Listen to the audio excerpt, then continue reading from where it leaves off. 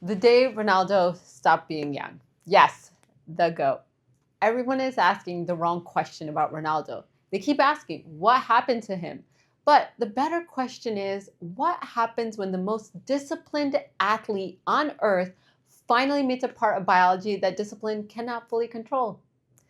Because Ronaldo did not become lazy, obviously, he did not stop training. That's obvious too. He did not stop caring. That's also obvious. In fact, that's what makes us so fascinating. He may be one of the most optimized human beings alive. Sleep is great, nutrition, muscle, recovery, body fat, discipline, routine.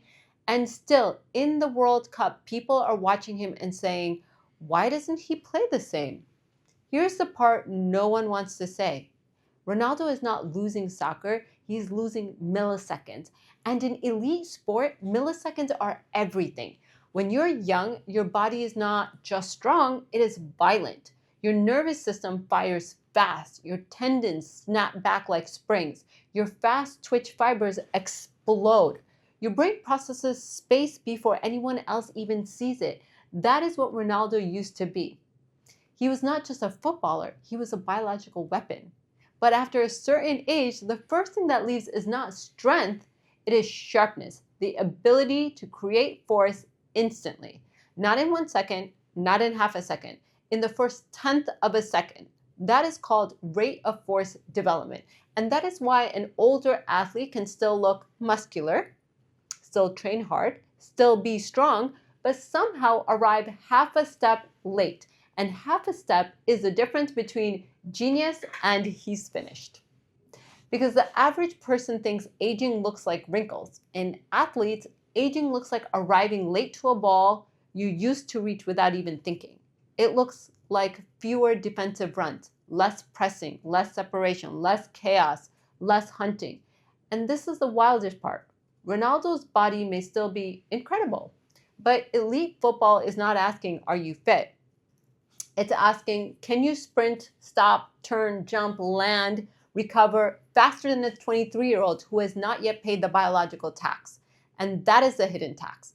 Every sprint Ronaldo has ever made had a cost. Every jump, landing, tackle, every season, every final, every minute under pressure, not big injuries, tiny ones, microscopic damage. Damage the body repaired again and again and again. But repair is not magic. Repair leaves history. Think about that. Your body remembers what your mind forgets. And after 20 years at the top, Ronaldo is not just carrying age, he's carrying mileage. That is the part people miss.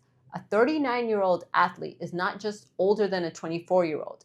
He has thousands more accelerations in his tissues, thousands more collisions in his joints, thousands of more nights where his body had to rebuild what performance broke.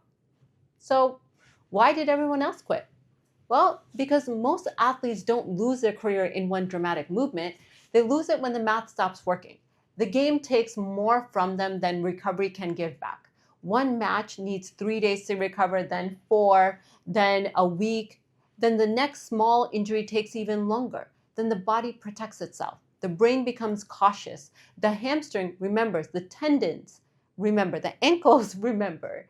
And suddenly the athlete who used to play with instinct starts negotiating with his own body. But Ronaldo stayed because he did something different. He turned recovery into a career. Most athletes trained to perform.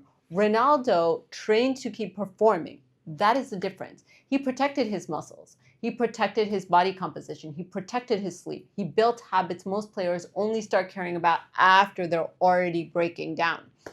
He did not defeat aging.